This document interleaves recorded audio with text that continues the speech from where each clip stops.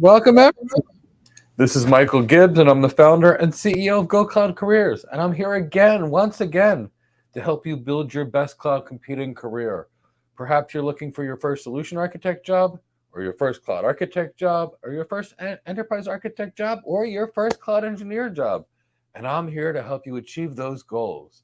I want to help you build your ultimate career path, figure out the shortest path to get there, and help you guide you to career success and a rapidly upward mobile career. So while everybody else is struggling figuring out what to do, you can rise to the top. And that's why we're here. The reason we coaches do what we do is as following. We've already know what it takes to make you successful because we've already done it ourselves. And we don't want to see you have to take trial and error approaches and waste years of your life. I want you to get that job you want right now, whether it's getting cloud hired or cloud promoted. So that's why we're here. I've been working in tech now, for about 25 years now. I've been helping others get their first tech job or get promoted in tech while working in tech for the most part for more than 2 decades. And I really want to help you get cloud hired or cloud promoted. So bring us any questions that you have. Now, I'd like to tell you about some special things we're doing to help you in your cloud computing career. We have a completely free How to Get Your First Cloud Architect Job webinar next Thursday. Please join us. It'll be a great time. People come all over the world. I tell you exactly what hiring managers want, what needs to be on your resume, the certifications you need, how to bypass HR so you can get hired when you have no experience and get your resume directly in the hands of the hiring manager, and so much more. Join us. It's completely free. We produce an incredible amount of content to try to help you, which we generally distribute that content on LinkedIn and YouTube. So if you're not already a LinkedIn follower, please join us on LinkedIn. Follow us on LinkedIn, both the personal page and our business page. We've got a lot of things coming for you. A lot of blogs on how to interview, for example. A lot of blogs on some technology things you need to know. Blogs on leadership blogs, and more articles coming and more videos coming. We've got a stack of videos to build your career. So please join us and follow us on LinkedIn. Now, there's two really things that I'm pretty excited about. The average student at Go Cloud Careers' biggest problem is recruiters reach out to them. It's like nonstop. And my students ask me, Mike, what do I do? I'm still in the program and I'm not ready to be hired yet. How do I deal with it? And that's because they have our special LinkedIn and resume training. And for this one time, we're going to offer you a chance to attend our LinkedIn and resume training, a 4-hour workshop for a very low price that anybody can afford. Far less than it'll cost to have somebody to read your resume that doesn't even know how to make an architect or an engineer resume. So join us here, and you'll be glad you did. And lastly, I asked my team what's the cheapest possible price we could offer our cloud engineer program for a short period of time, and we have a flash sale.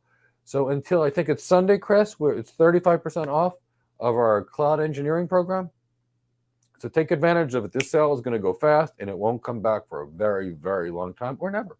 So take advantage of the 35% off in the cloud engineering program while it lasts. And at this point, tell me what kind of questions you have. Tell me where you're at.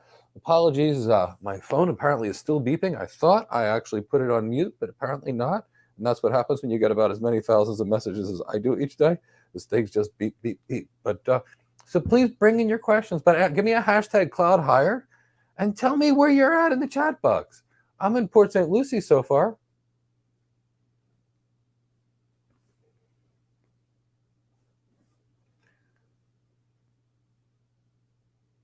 So bring in your questions. Good morning, Alonzo, over there in Katy, Texas. How are you? Ebsa, welcome. It's so good to see you.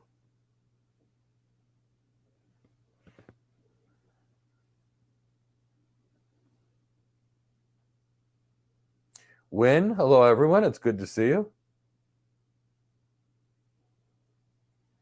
Peace to the family. Ra, thank you so much. I totally agree with you. Peace to your family as well. Hi, Mike, Alonzo, and Chris. Good afternoon. Thanks so much. Your hand of God over there in the UK. It's so wonderful to see you. It's fantastic to see you today. Up and up. Good morning. Hello, hello, Cloud Hired.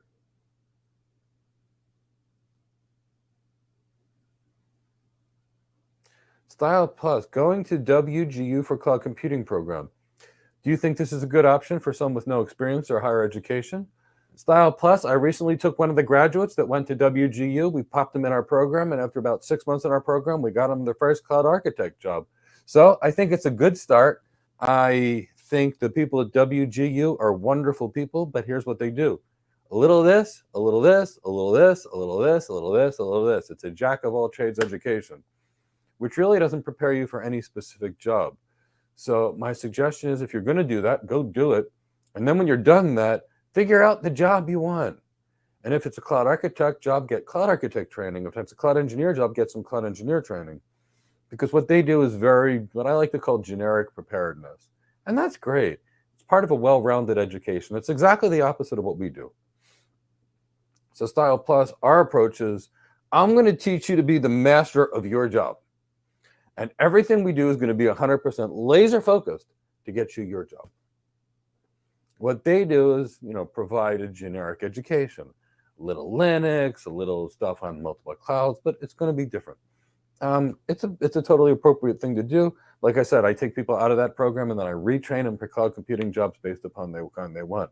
So I think it's great. I think reality is we'd probably get you through our program, which costs, not only 1/5 of the cost, you'd graduate faster and you'd probably have a better job. But I do like the concept that there's some university education there. I do like that they teach a generic little bit of everything. But then when you get out of that school, you're going to have to figure out what job you actually want and narrow it down to exactly the focus for your job.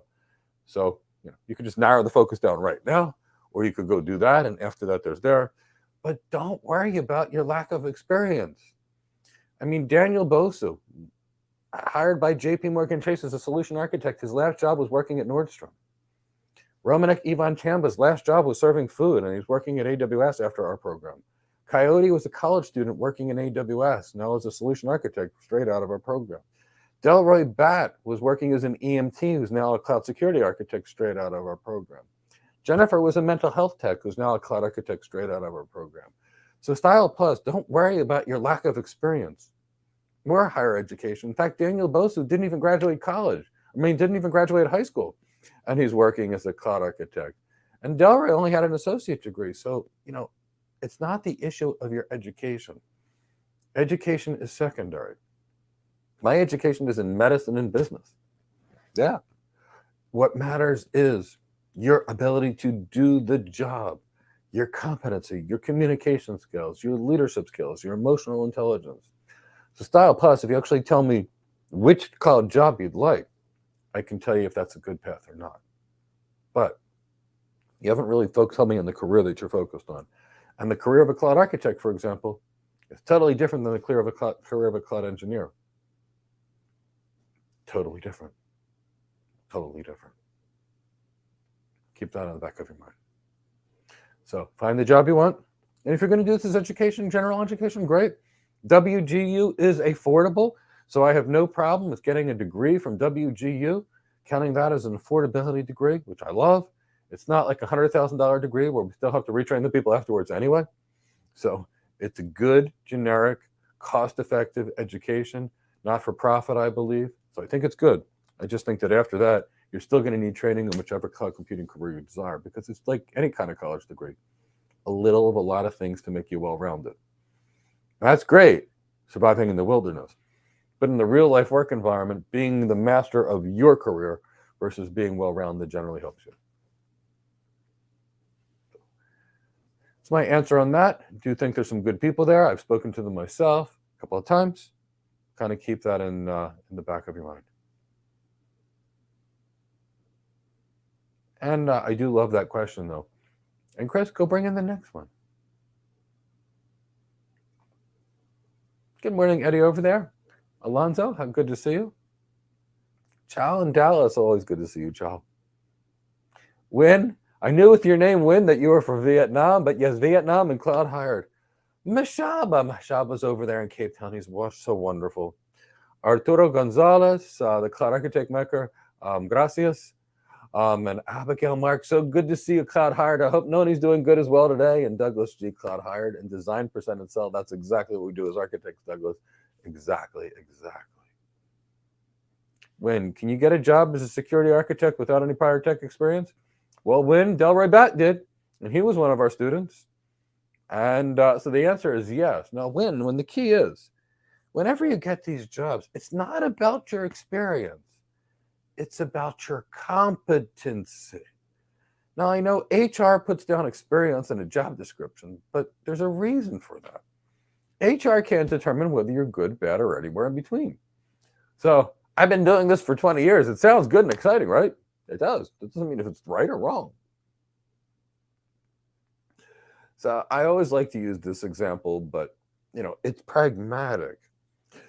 And I'm going to tell you that when I was in school as a nurse practitioner practicing internal medicine, I was so good at it that one of my clinical professors, when the rotation, said, Mike, would let you finish all your rotations here, and I'll pay you to do it because you're so competent.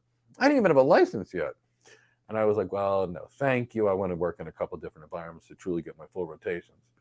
But the point is I was that competent. I also went to school with people that graduated that I would never let touch me.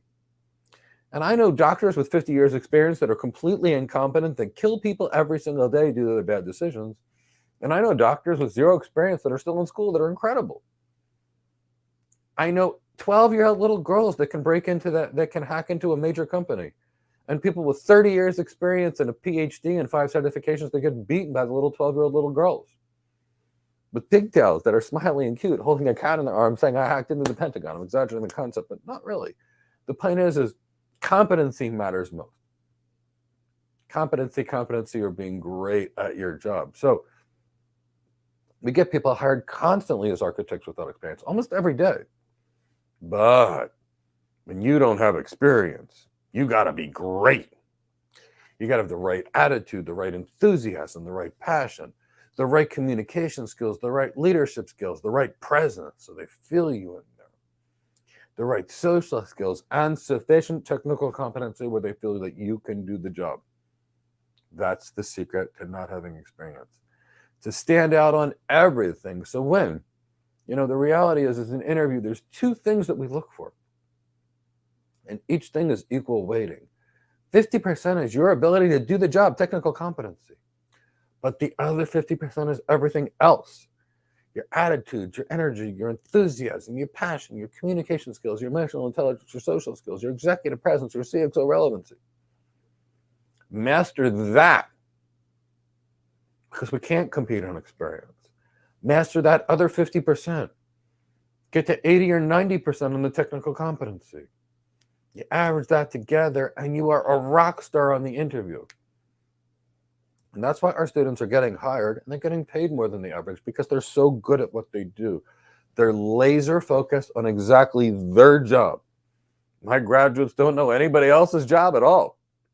My architect graduates don't code because architects don't code. My architect graduates don't know DevOps because architects don't do DevOps. But my architects can design, present, and sell in the top 1% of all architects in the world. And that's why they're getting hired, because that's their job.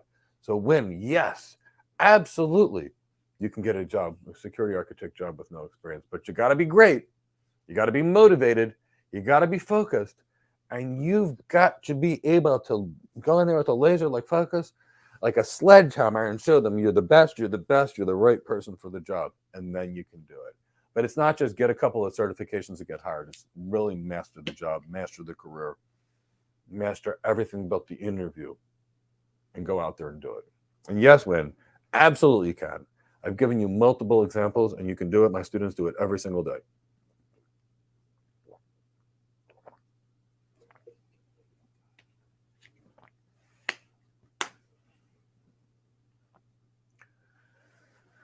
Ben Dorman, if you don't have cloud experience and want to be a cloud architect, what certification should you get? Ben Dorman, I'm going to say right here, if you get every certification in the world and that's all you do, you will never become a cloud architect, because the certifications are the name of a service and how to configure that service. Architects design, present, and sell. So understand that no certification will ever get you a cloud architect job. It's so important. I'm going to say it again. No certification will ever get you a cloud architect job.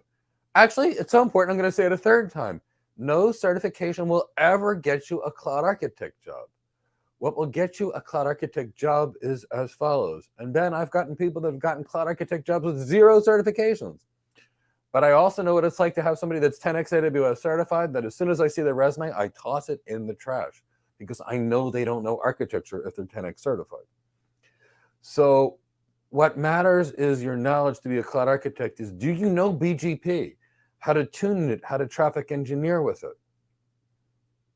Do you understand IP addressing, subnetting, supernetting, route aggregation, etc.? Do you understand WAN technologies such as IPsec tunnels, SSL-based tunnels, private lines, Ethernet over MPLS, software-defined networking, and SASE? This is the knowledge that you need to have. Knowledge of switching, which means VLANs, VLAN tagging, VLAN trunking, spanning tree, rapid spanning tree. It means network address translation and not just going to the internet. I'm talking about one-to-one static NAT, one-to-many NAT, meaning NAT overload or PAT, dynamic NAT versus static NAT. NAT when you buy a company, you've got overlapping IPs, that kind of thing. Then DNS, DHCP, ARP, proxy ARP. Then on the technology side, it's server and server virtualization and container orchestration, and storage area networks such as block storage, object storage, file storage. It's load balancers, application load balancers, network load balancers, reverse proxies, combining application load balancers and network load balancers. It's business applications such as CRM systems and ERP systems and databases such as relational databases and NoSQL databases. It's knowledge of next generation firewalls, VPN concentrators, and IDS systems. That's on the technical side. Now, on the business side, remember, this is a job of design, present, and sell. And there's no certification on design, present, and sell. None, 0. So on the sales side, you're going to have to be able to build an ROI model. You're going to have to know what to say to a CEO versus a CTO versus a CFO. It's called CXO relevancy. You'll be presenting at industry conferences. You're going to be entertaining clients all over the world, which means you need not only cultural relevancy and knowing what to say and how not to offend across the world. So you need to know a good amount of international business. You're going to be leading a team of maybe 50 cloud engineers that's going to do a proof of concept. So you're going to need exceptional leadership skills. Now you're going to have to go sell your design with the account manager to the customer. So you're going to need good sales skills, which means good business acumen, meaning the ability to read a financial statement, a balance sheet, understand what's going on in the economy to advise people. And then you're going to have to present both for the interviews, because you won't get hired for one of these jobs without a presentation. You're going to be delivering sales presentations, presenting in conferences, and writing thought leadership things. And most likely you'll be in the press too. So for these skills, that's why we have our Cloud Architect Career Development Program. Now, which certifications will help? Basically, no more than 2 certifications.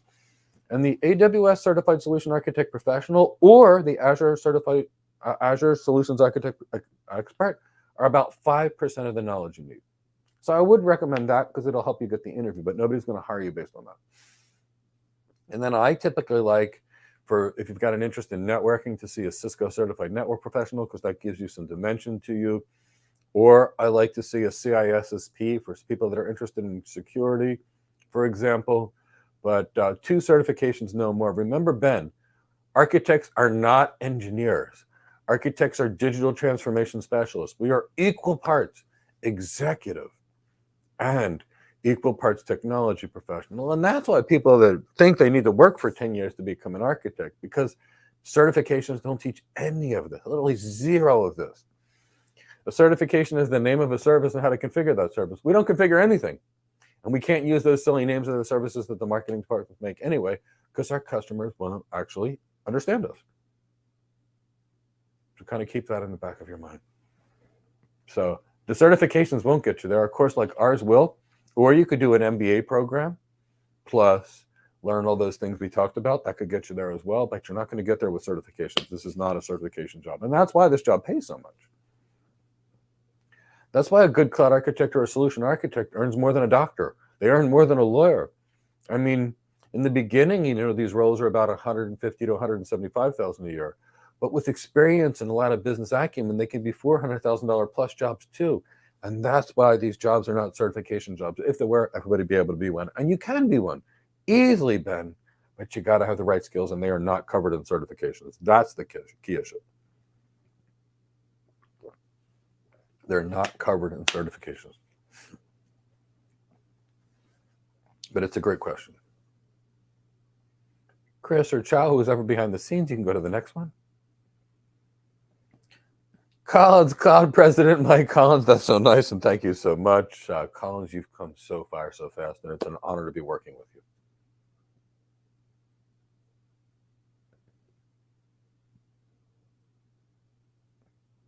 Arturo Gonzalez, what if you want to go to the LinkedIn workshop but can't make the date? I'm not sure how we could possibly address this, Arturo. So I'm not sure. So I don't really know how to comment on this or thinking about this. As far as I know, it's only live right now, but we'll give it some thought and see if we can have something else that we could do later. Because then we'll give it some thought. Great question, Arturo.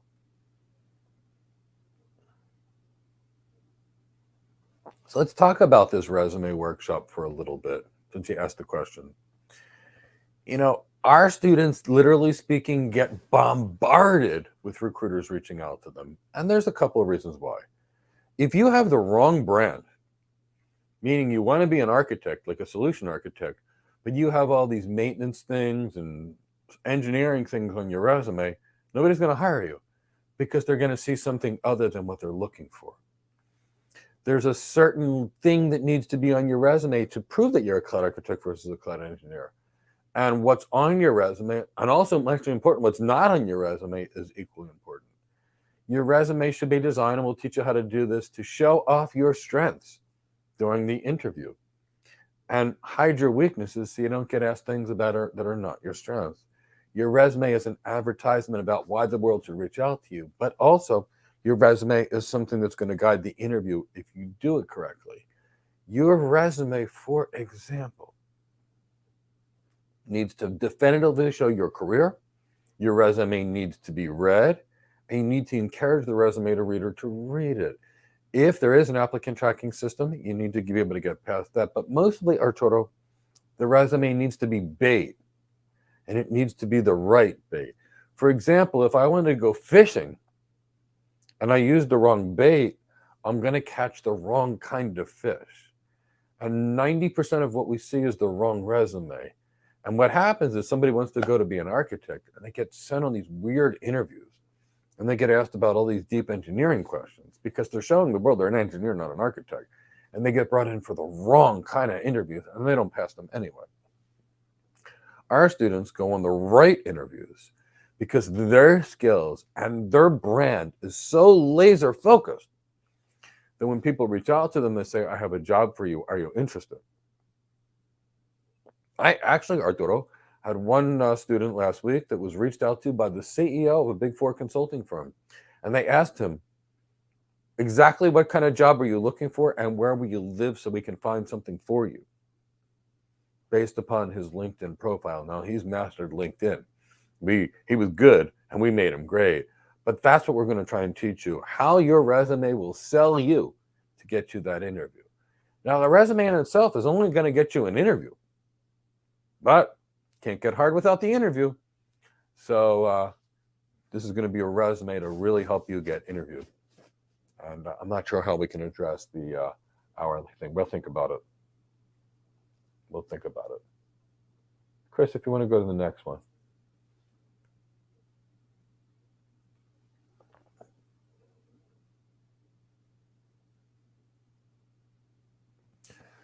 Style Plus, you have your CDO working on the road. Yeah, I understand that. Can you explain the difference between a cloud security engineer and a cloud security architect? You want to follow the DevSecOps methodology. Style Plus, if you want to do DevSecOps, you're not a security engineer or a security architect.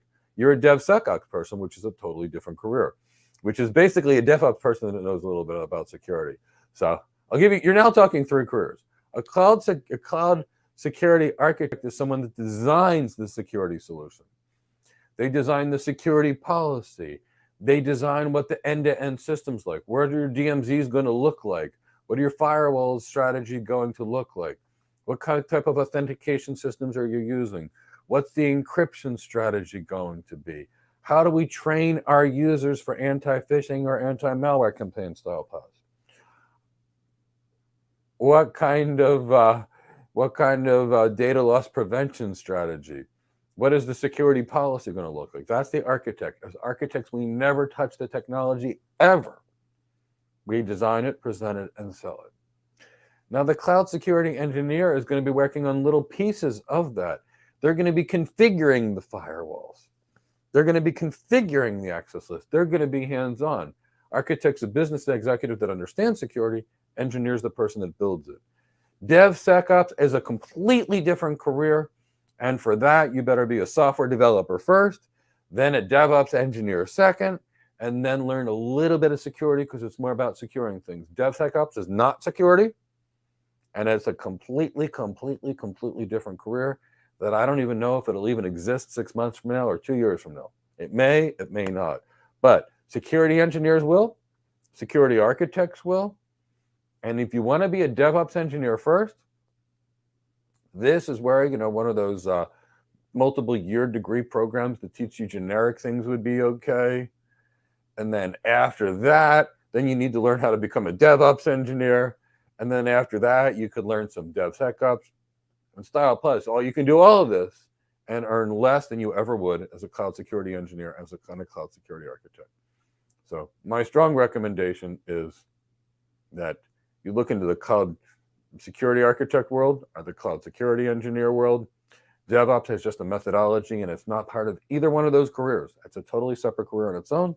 But if you're a really good software engineer and you've been a software engineer for a while, and then you're good with DevOps methodologies, then I would recommend learning DevSecOps. But I think it'll probably take you a few more years to do DevSecOps than it would to do either of the other careers in terms of learning, and you'll have a lower paycheck for doing it. So I'd say, cloud security architect, cloud security engineer, really great things. DevSecOps, if you want to be a software engineer, great, become a software engineer. Then learn DevOps, become a DevOps engineer, and then learn those little bits of DevSecOps code checks and other things that they do, and then you're a DevSecOps engineer. But 3 different careers. Now you know the difference between the 3. And it's a great question.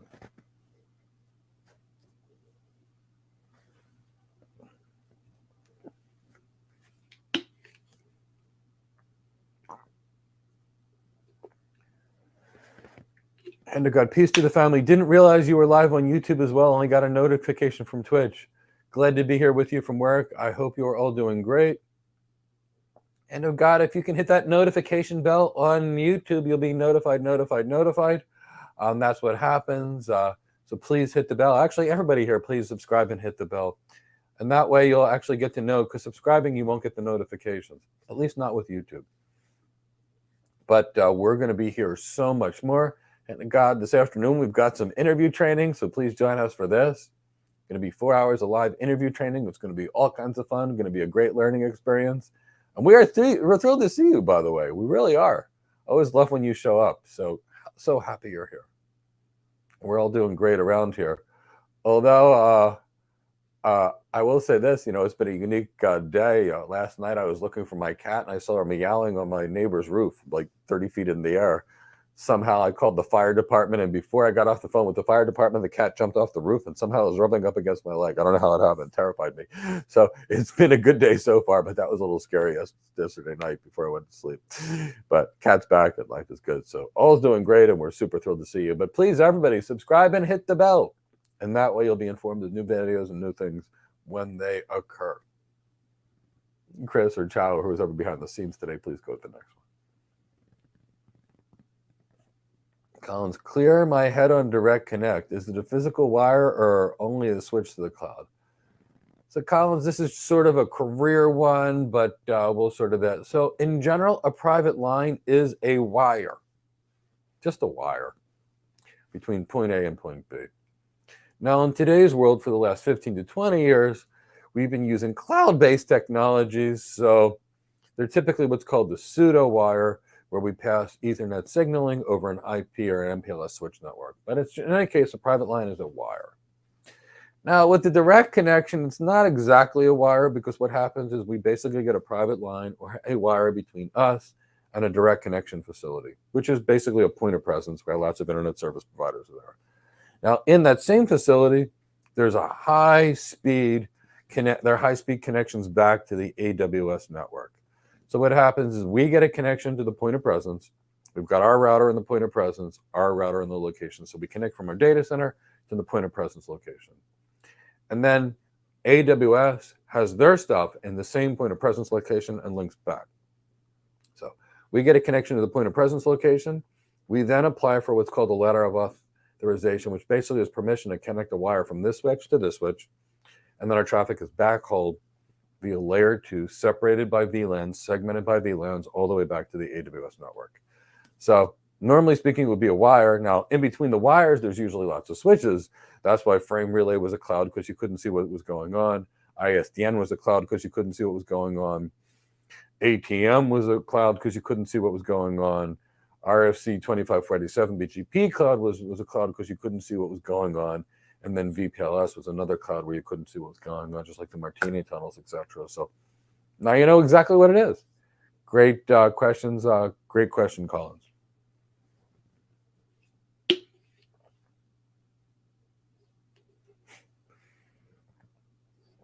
End of God. Please, is this the right place to ask about the military program you see on your website? Yes, it absolutely is. The military program is similar to our basic program, but it's a little bit different. So it's got the same technical components. The same main program is the same between the civilian and the military people. So all the things that work of getting our people hired are in the military and the civilian program. But here's where the differences are. We have a much deeper leadership program in the military version. It's actually our Tech Career Accelerator leadership program, and here's the reason why. In a tactical environment, I can say to Alonzo on the other end of this call, Alonzo, meet me at XYZ coordinates at 1721.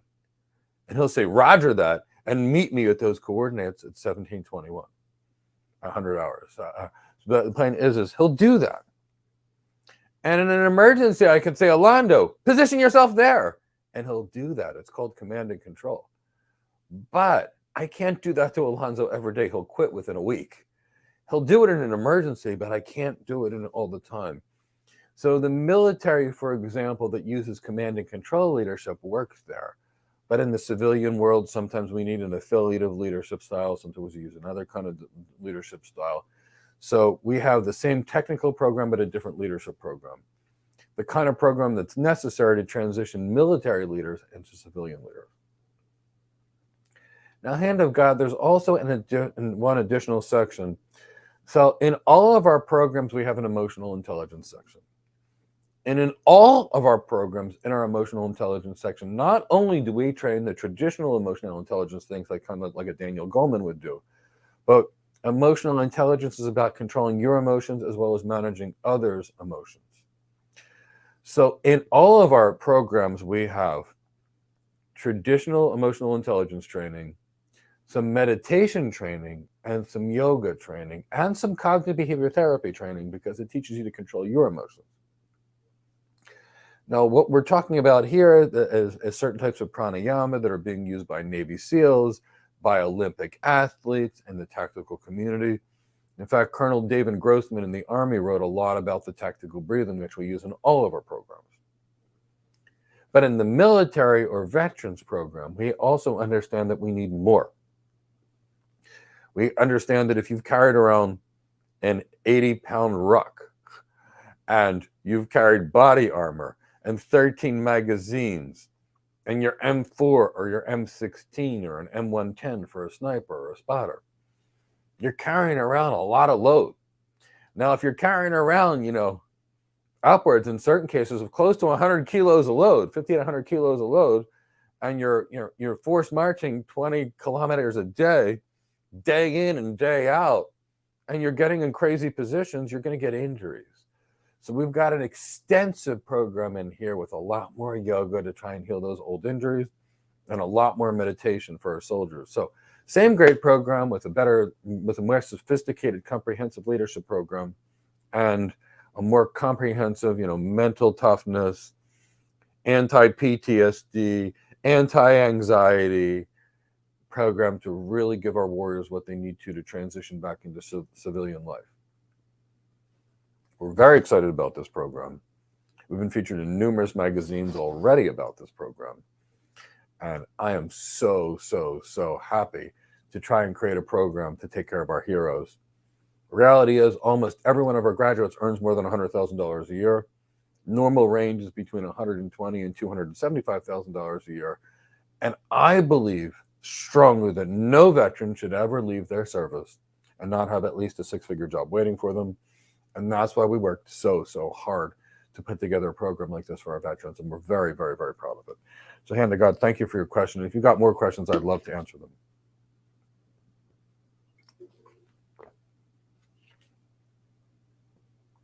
Abigail Marks, good to see you today. Mike, do I have a favorite technology? Can you explain why it's important not to love certain tech? Abigail, brilliant question. Abigail, I don't love any technology. If this water bottle would solve my customer's problem, I'd bring in 10,000 water bottles. If a cat would solve my customer's problem, I'd go in there with my cat Cindy and let her alone on the network. And she could unplug cables and run on keyboards with her paws. And if I thought that was going to solve the customer's problem, I would be there. If it's a high-speed switch that's going to solve the customer's problem, I'm there. If it's a car that's going to solve the customer's problem, it's there. Heck, I work with one customer. We saw nurses were running back and forth to the ice machine. And I said, you know what? I think an ice machine is the solution to your problem. And you know what? We did that. And it saved the hospital millions of dollars per year by nurses not working overtime, running back and forth to the ice machine. So Abigail, as an architect, I'm a digital transformation specialist. My goal is to improve my customers' business performance. And whether it's a cat, whether it's a horse, whether it's a router, whether it's a server, whether it's a container, it doesn't matter. Because as an architect, my role is digital transformation. And yes, Chris, cats do solve all problems except when they're creating them. This morning, by the way, you could see, that we had some excitement in our house. When my cat went out, a fly or two got in the house, and she's been jumping around trying to catch them with her paws. And that's the key. So, no, Abigail, I don't have any favorite technology. I mean, there are certain things that I love. Like I love BGP, but, it's not about shoving a round peg in a square hole. It's about transforming our customer's business. And I don't know what that is until I speak to my customer. And I can't afford to be a cloud enthusiast or a cloud proponent or a network enthusiast or even a cat enthusiast for that matter. I need to be a neutral party that's a trusted advisor to my customer that will only recommend solutions to my customer that are good. I can't afford to be biased by I love this tech or I love this brand. Can't do it. I'm biased to help my customers. I'm biased to make my customers successful. And that's my job. And Abigail, your question is so great. And I want you to think about it outside technology because I love your question. Imagine if a doctor only liked Pfizer drugs because they had stock in Pfizer. Could you imagine all the life-saving drugs that the doctor would be missing? Doctor needs to be focused on the patient's outcome. Architect needs to be focused on improving the customer's business performance. So, Abigail, love that question. Love that question. And thank you so much. Great question. I know where your expertise is, and it's pretty darn strong to be asking a question like that. Cloud hired Abigail.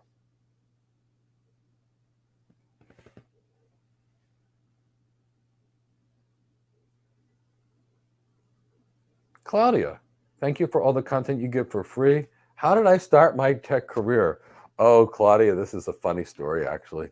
So, you do like talking about this, though. So I was practicing internal medicine, Claudia, because that's what I loved. And that's what I went to school for. But I had this desire and passion for technology that was crazy. In fact, Claudia, what I actually did was I was spending about $30,000 a year back around 1996 buying computers and workstations and routers and switches. Oh, I loved it. And what I would do is I would work in my office from, say, 7 to 3, do rounds on my patients in the hospital, get home, eat dinner, And from like 6 to 7 or 6, somewhere between 6 and 7 o'clock at night till about 2 o'clock in the morning, I was in my room. It sounded like a jet engine. You could hear the fans zoom, zoom, zoom, zoom, zoom. And I was working on BGP and multicast. I just loved it. I loved it. I loved it. Okay. And one day my wife says to me, she says, dear, you could actually get paid to work in tech. I was like, you gotta be kidding. She's like, no, you could actually get paid in tech, and it might be almost as much as you do in healthcare. And she said, then you wouldn't need to spend a third of your money buying tech stuff, and you wouldn't be up at 2 o'clock in the morning playing with tech. You could actually get paid to do it during the day. We could be a family. And I went, okay, my wife is great. So what I did, Claudia, was as follows. I made the same mistake that everybody else makes, which is why I'm here. Called my little computer school. They convinced me I needed this 5-day, $5,000 Microsoft Certified Systems Engineer boot camp. So I took it and became an MCSC, became a CCNA, took an $11,000 10-day CCNP boot camp, got a CCDA, Cisco Certified Design Associate, the architect certification, Cisco Certified Design Professional, and other architect certifications. And now I had 6 certifications: CCNA, CCDA, and Microsoft Certified Professional, all associates. And okay, they don't count a lot, but fine. Then I had 3 professional ones. They're supposed to count: the CCNP, the CCDP, and the MCSC. So I sent out a bunch of job resumes, and you know what? I got rejected by everybody because nobody cares about certifications. They're just a little better than worthless, except for the CCIE. What I then did, Claudia, was this following. I called 50 recruiters and asked them what they wanted in the perfect employee, 50 of them, for a specific job. I wrote down all their information. And then I went, if this is the perfect employee according to these 50 recruiters, and this is me, and this is what I have, and this is what they want, I went and filled in all the gaps so I had everything they wanted.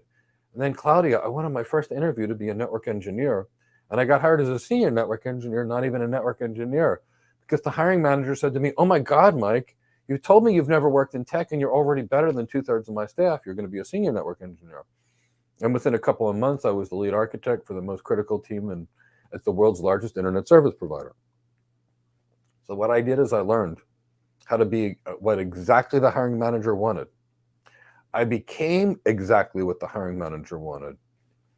And I've done that throughout my entire career. Now, Claudia, in the last couple of years, 20 years or so, or 25 years, I've asked every hiring manager I could find, what do you want in the perfect employee for this career? I've asked every recruiter I could find. And of course, I've managed people myself. I looked for what I can find. And I basically built all of our training programs for the last 2 decades and all the people I've made successful by knowing exactly what the perfect employee is for a specific career and training them for that. Where the rest of the world is focused on getting a little bit of skills for this and career and this career and this career and this career. In the end, not only can you not hire the person, if you do, they're not worth anything salary-wise because they're a jack of all trades and a master of none, a hobbyist, if you will, an enthusiast. So that's what I did. That's how I got here. And that's what I've been doing with my clients for 20 years. And I've made more people successful than I can possibly count. Every day I've got a student, for the most part, that says I got cloud hired. And I just love it. So that's how you do it. You become exactly what the hiring manager wants. Now, we could train you for that with us. We're real good at it, or you can train on your own. But now you know exactly how I started my tech career. Came from internal medicine, which I still like, actually.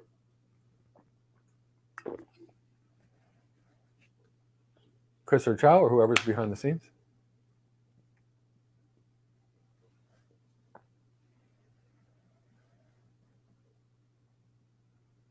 I have a niche. For containers or cloud pre-sales track, which learning path for architect containers is, or isn't there any? I have a niche. An architect designs, presents, and sells. Designs, presents, and sells. So you should understand, what is a Kubernetes cluster? How is the control plane orchestrated? What are the pods? So you can design it, but you're not going to be touching it. You're not a DevOps engineer. You're not a cloud engineer. So Avanish, you're worried about the containers when you should be worried about how do you deliver an executive level presentation? How do you become CXO relevant to the CEO? What do you say versus the CTO versus the CFO? How to build an ROI model to show the customer that your $1 billion solution delivers more business value than it costs. How do you present with executive presence versus sounding like a techie? How do you lead a team of 50 engineers? How do you negotiate a $1 billion deal? How do you respond to an RFI, RFP, or an RFQ? That's your learning path. Your learning path should be on BGP because it's routing. It should be on IP addressing, subnetting, supernetting, route summarization, route aggregation. It should be on switching technology such as VLANs, VLAN tagging, VLAN trunking. Spanning tree, rapid spanning tree, port channel, ether channel, link aggregation groups. Virtual router redundancy protocols for your WAN. It should be on NAT, one-to-one NAT, one-to-many NAT, static NAT, dynamic NAT, PAT. It should be on DNS, DHCP, ARP, proxy ARP. It should be servers and server virtualization. A little bit on containers and container orchestration, because you need to know how to design it, but you don't touch the tech as an architect, you design it. It should be knowledge on block storage, object storage, and file storage. Knowledge of load balancers, when to use application load balancers versus network load balancers versus when you combine them and stack them together. Knowledge of next generation firewalls and VPN concentrators and IDS IPS systems. That's your knowledge base. If you're thinking of just Kubernetes, you're looking to get a DevOps engineer job. That's just one little component of what we do as an architect. And Avanish, this is the big difference between an engineer and an architect. The engineer can focus on Kubernetes and build their life around it. They can be a specialist in that. That's great. The architect needs to know how all this stuff fits together. So you're kind of like the conductor of a symphony. You're not playing the flute. You're not playing the guitar. You're not banging on the drums. You're not using a trombone. You're orchestrating what's going on. So you can't afford to be too caught up on Kubernetes or too caught up on how to play the violin. You need to make sure the orchestra works together. So pre-sales is everything. It's the cloud stuff, the non-cloud stuff, the ERP applications, the CRM applications. It's all about how do you transform the customer. That's all the pre-sales is. So your focus should be 50% on tech. And Kubernetes, a little of that is very part of it. It is. But it might be 10% or 5%. The other 95% is the architect piece. So you can't afford to be drilled in or zoomed in like an engineer. You need to be zoomed out. So tonight, go look at the sky. Seriously, go look at it. Look at the sun, the moon. Look at the stars, the Big Dipper, the Little Dipper, the moon, the clouds. That's the sky. That's the architect work. Now, if you zoom in with the telescope to the moon, you'll see the moon and not the sky. So when your focus is just on Kubernetes and you think you're going to do cloud pre-sales, you won't. Because you're going to be looking at the moon and you're going to miss the whole sky. So hope I answered your question there, Avanesh. It's about the end-to-end system, the whole system. So it's much like the internal medicine doctor that takes care of the person from head to their toes versus the ophthalmologist that only looks in the eye. Those only looking in the eye positions are more your engineering positions. That end-to-end build a plan is the architect. There's a sport in America called football that my friends have been telling me about. And apparently there's some person called the quarterback, and they kind of build the strategy, and everybody follows them and protects them. More of that role than the specific field roles. Let's go to the next question, please. And it's a great question, by the way, Avanish.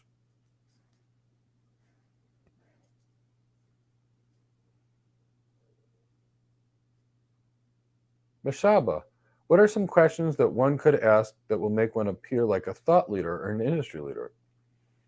Well, Mashaba, it's not really about the questions that you ask, it's how you carry yourself. It's the things that you say and do on a constant basis. Now, when you ask questions, potentially you could also do this. For example, if I was dealing with PIM sparse mode, and I asked someone, could you tell me where your rendezvous points are placed? Are you using any kind of anycast with your rendezvous points for availability? Are you using multi-protocol BGP for interdomain multicast routing? It would become clear that I understand IP multicast routing. And the questions that I would ask would actually show that and make it clear that I understand IP multicast routing. So, and if I ask people, okay, what is the strategy you're using for your traffic engineering? Do you have RSVP signal tunnels with primary and secondary MPLS explicit paths? Are you doing it on your routing side? There's ways that we could show it. But all in all, Mashaba, it's not about trying to ask questions that make ourselves look smart. Engineers try to do that when we present ourselves in meetings. In the end, they don't look smart at all. But it shows us that they're pigeonholed on one single thing, trying to look smart, and they miss the big picture. Engineers prove they're smart when they talk about in depth about something they're working on.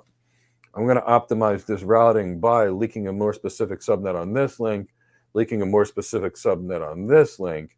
I'm going to prepend this AS, and I'm going to change the weight on this route.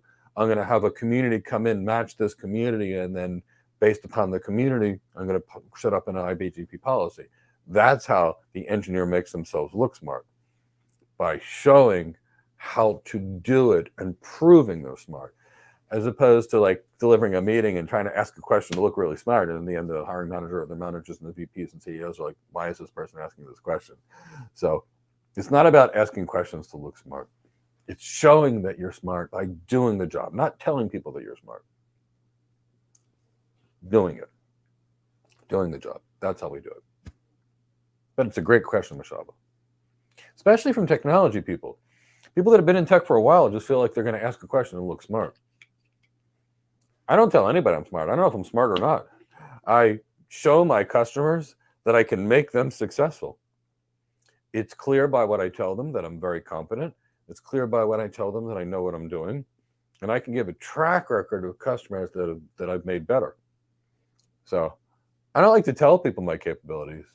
I like to show people my capabilities. And then I'm not selling myself. I don't like to sell myself. I like to prove myself. I find it to be more effective. Lots of people want to tell me everything they can do. And in the end, they can't do any of it. Prove to me. I don't believe. That's my suggestion, Mashaba. You're very smart, Mashaba. I know exactly who you are. So prove that to more people. And wow, I know what you're going to be doing. And thank you for joining us, although it's probably getting pretty cold over there in Cape Town right now.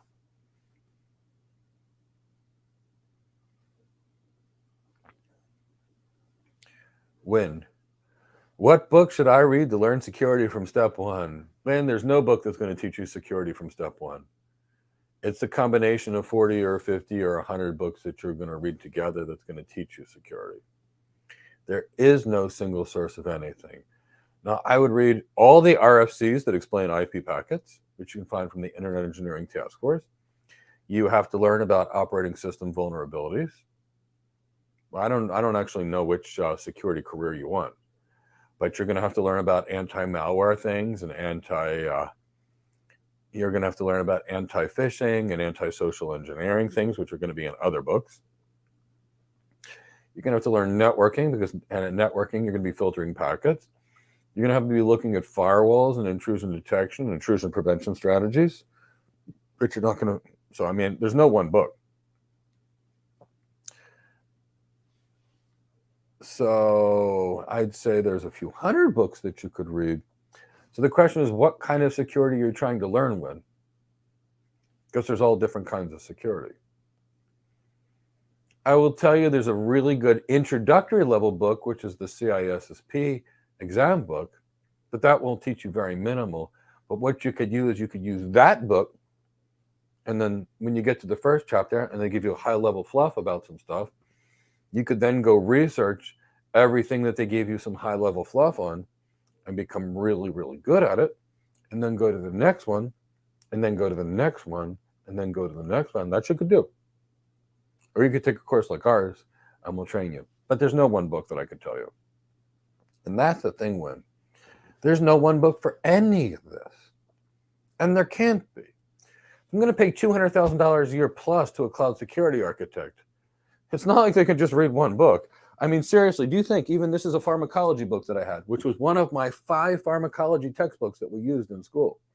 This book itself is 2,800 and almost 2,900 pages. I couldn't learn how to prescribe medication strictly out of this book. This is nothing. This is an intro. This book plus, 50 other books and then many years of training taught me internal medicine. So no one single book for security. It's a combination of a lot of things. And that's why I think people get confused in tech. They think they can just take the certification and it's going to all be contained in a book. When someone pays you $200,000 a year, which is as much as a physician or an attorney earns, in some cases more, it's normal for an architect. They expect some depth. They expect that you've read 20, 30, 40,000 pages. Or taken a course like ours where you've gotten 40,000 pages of reading that's been summarized into 500 hours. So I hope I answered your question there and tried to make it clear. That's why there's no single book. Chris or Chal, if you want to go to the next one.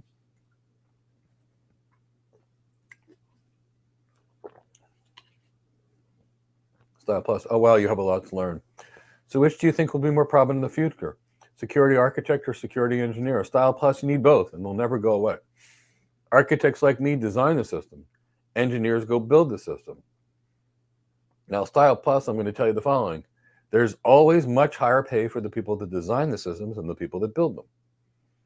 So the architect jobs will have more upward mobility.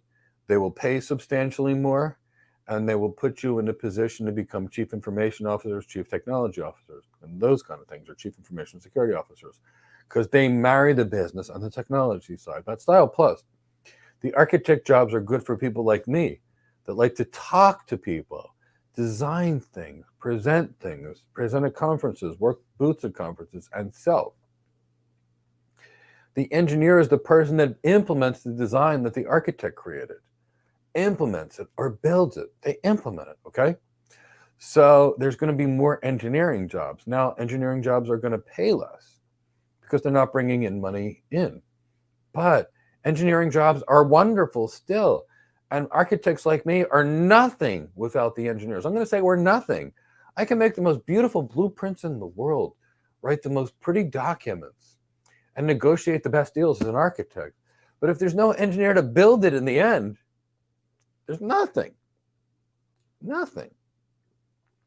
So Style Plus, I want you to understand the building architect, when you design a hotel, they design the building, they plan the gardens, they plan the pools, they plan the landscaping, the golf courses, but they don't hammer anything in. They don't use the screwdriver. They design it. So the key is for the engineer is if you like to be hands-on in tech and you don't like talking to people and you don't like delivering presentations and you don't like to sell, the cloud security engineer is a great job. It's a great job. So the bigger question is, which do you enjoy more? Do you enjoy a more business focus, a more customer-facing focus, a more sales focus? Then you want to be an architect. And it's a great job. Do you enjoy the hands-on tech? Do you like to configure things? Do you want to be touching the tech? Then you're an engineer. So it's not which one is better. It's which one is better for you. What's going to make you happier? Personally, in my youth, I was happy to be up at 2 o'clock in the morning troubleshooting things that are not broken. In my old age, I'd rather fly to somebody, take them to a nice dinner, buy them some drinks, some expensive scotch, take them for a golf outing and close a business deal. And then present it in industry confidence, and that's why I like being an architect. But they're both great jobs, and most importantly, you got to be what you love, what makes you happy.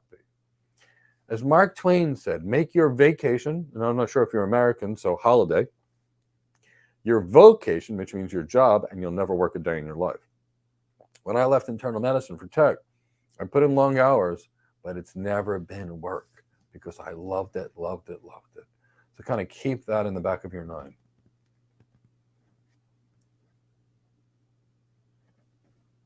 Good question. Let's go to the next one.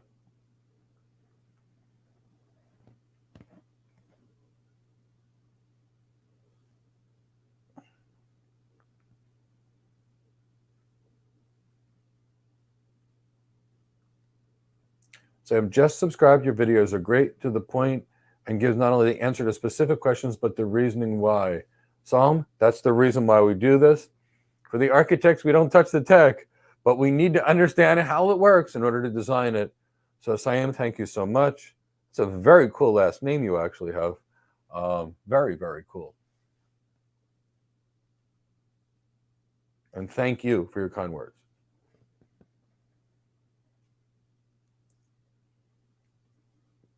Is it come to be possible if you're a cloud architect from a completely related career? Of course it is, Claudia. So I know I mentioned them, but maybe you weren't here. We'll go over it. Delroy Batt was an EMT working as a cloud security architect. Jermaine was working as a landscaper who's now working as a cloud architect straight out of my program. Yvonne Tambo was working as a waiter while in school, and he's now working at AWS as a solutions architect.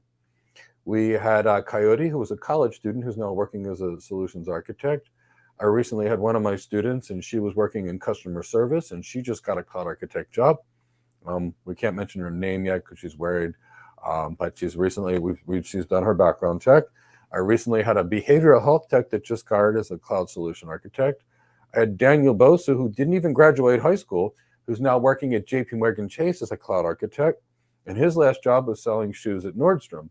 The point is if you've got the right training and you have the right capability, you can take any job you want from any unrelated career. It doesn't matter.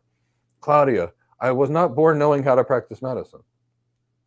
An airline pilot is not born knowing how to fly a plane. You don't need to work in tech to become an architect. That's the silliest thing I've ever heard. And I keep hearing people try to tell me this. But no, it's crazy. Train for the job you want. A doctor doesn't become a nurse first, and then a pharmacist, and then a physical therapist, and then a respiratory therapist to become a doctor. They just go to medical school. That's it. That's why we have architect school, Claudia. That's why we created our architect school. And yes, you can become completely, this can be your first job. I could give you video after video after video. And maybe some people from my team will post like Chow or Chris or whoever's there, or Abigail, maybe post some example videos of some of the students that have had no tech background whatsoever until we got their first cloud architect job. Now, Claudia, I'm going to tell you this. It's not going to happen via certification, but with the right training, the right branding, and the right messaging, sure, you absolutely can. And we do it almost every single day, and our students are very happy.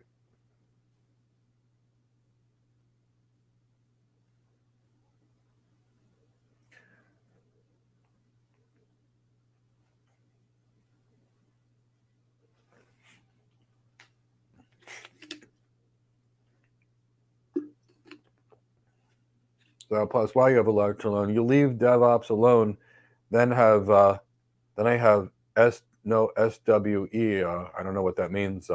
So, which career do you think will be more prominent and higher paying in the future? Cloud architects will always make more than cloud engineers. Security architects will always make more than security engineers. Style Plus, what's going to determine your future high-end salary is the following. It's not your technical skills at all. I'm going to make this very clear. All the people that think they're going to get a $500,000 a year job by focusing on the technical skills are all wrong. Your technical skills will never, for the most part, get you above $175,000 a year. What gets you above that is your business acumen, your leadership skills, your executive presence, your emotional intelligence, your soft skills, your emotional intelligence, your CXO relevancy, your executive presence. Those are the skills that add $100,000, $200,000, $300,000 your leadership to your salary every single year. So stop worrying about the tech. Start worrying about what the tech can do for the business. That's how you earn this money. Now, Style Plus, about 20 years ago, I had a manager. He pulls me into my office. And he says, Mike, you're different than the rest of my people. And I was like, yeah, how so? Because, at this point, I was just curious. He says, they like to sit around, complain about things.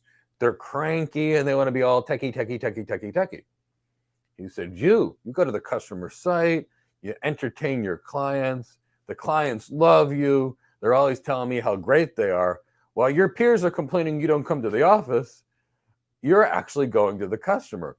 And when your peers complain about you, I tell them, if you could be half as effective as Mike, I'll take you seriously. But until then, be more like Mike and stop complaining. So there's that.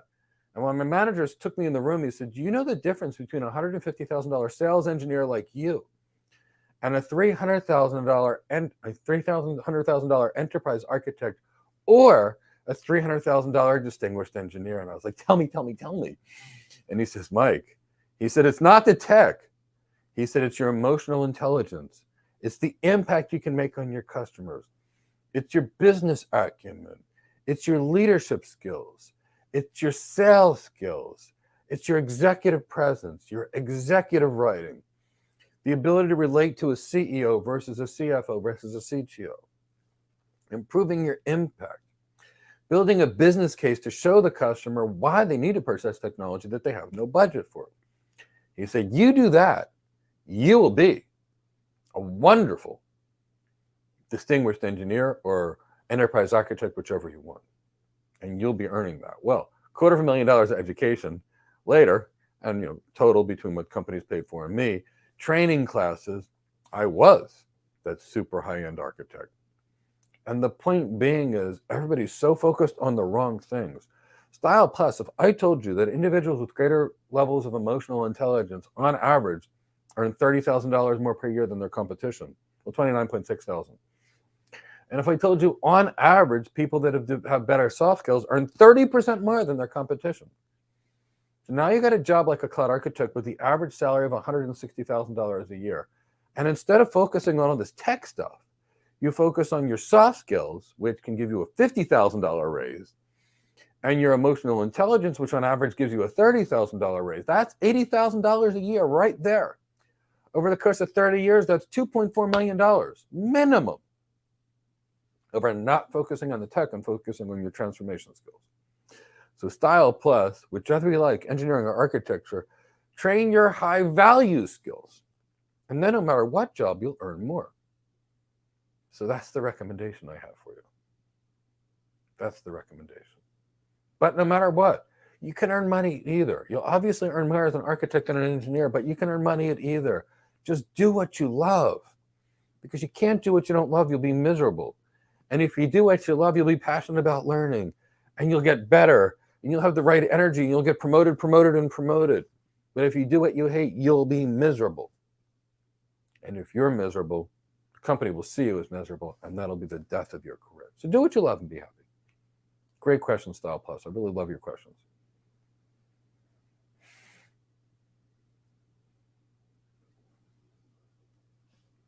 Arturo, how does the hybrid work? I work full-time and want to do the program. How would we have access to your mentorship? Well, Arturo, here's what you do. You come to class when you can come to class. When you can't come to class, you watch the recordings of the classes. In between classes, you're turning in homework assignments, and we're giving you feedback on them.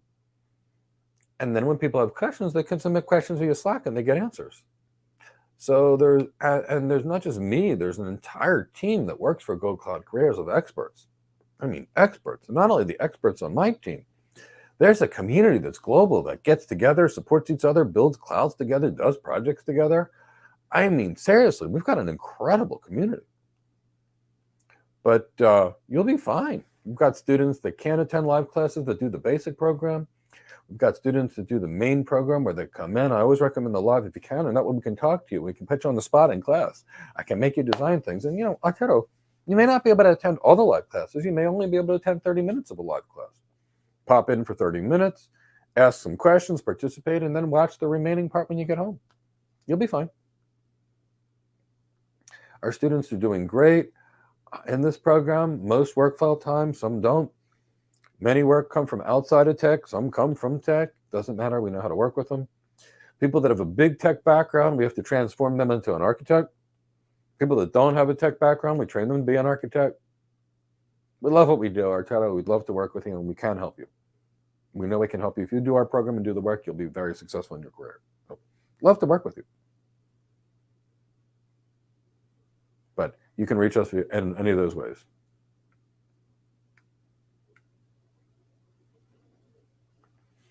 How would I explain what a cloud architect does in simple terms? Very simply, we design, present, and sell. That's it. We design, present, and sell. We go to a customer, we ask them about their business problems. They tell us the business problems. We examine their technology. and we design a solution. And after we designed something, we present it back to them, sell it back to them, and that's it. We're done. We got some engineers go and build it. So when it's very simple, 3 words. We design a solution, present the solution back to the customer, and sell the solution. That's it. No hands-on ever. If you want somebody to design a house for you, hire an architect. You tell them what you want. They design it for you. They give you the presentation back. They tell you why it's the right design. You say yes, and then you hire a construction crew. It's the same thing. You need a management consultant to help you with your business. You call a consultant. They come in and examine the evidence. They make a diagnosis and make a recommendation. It's the same job. Design, present, and sell. We're really just a consultant.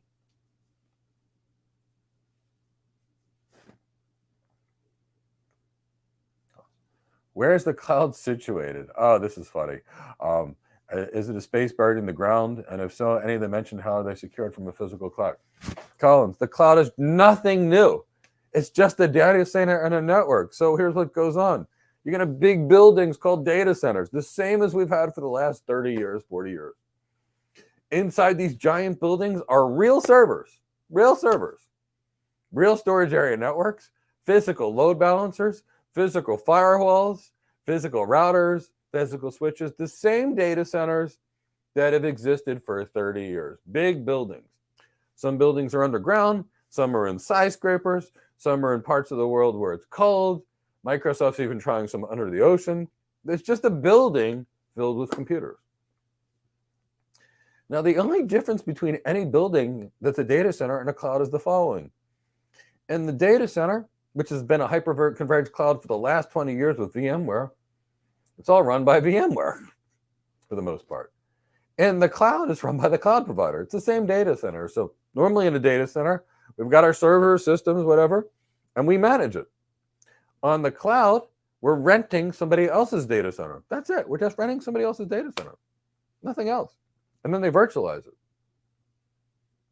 So if I build a data center in my house, which I did, and I've got 10 servers that are in a cloud, and I let you rent 2 of the servers, Collins, and I let Chow rent 2 more services, and Pravan rents 2 more servers, and Nate rents 2 servers. I'm selling you access to my servers. That's all the cloud is. It's nothing more than a data center network that's been virtualized. Now, Collins, they've made up some ridiculously silly marketing name to make it sound complicated, but it's just buildings full of computers. That's it. It's nothing new. So I encourage you to look at a data center, any data center. And when you see what a data center is, you realize the cloud is the same thing. Take any data center and install cloud software like Nutanix or OpenStack, and poof, you've got your own cloud. Nothing different, nothing special, the same 30, 40-year-old technology that's now virtualized. That's it. Basic stuff. And how is it secured? Well, that's another thing. In your data center, Collins, if you wanted to hire SAS commandos, Israeli commandos, and Navy SEALs, and you wanted snipers on the roof, and you wanted 12-inch concrete with 12 inches of steel on each side of it, and you wanted to do that to secure your data center, you can. You can. But if, by comparison, you're in a cloud's data center, you're stuck with whatever physical security they have, which is generally speaking fairly robust, but nowhere close to the level you could do in a private data center if you wanted. So should you be concerned about them getting physically attacked? You should always be concerned about every data center getting physically attacked. Always. But, for the most part, these data centers are highly, highly secure. Highly secure.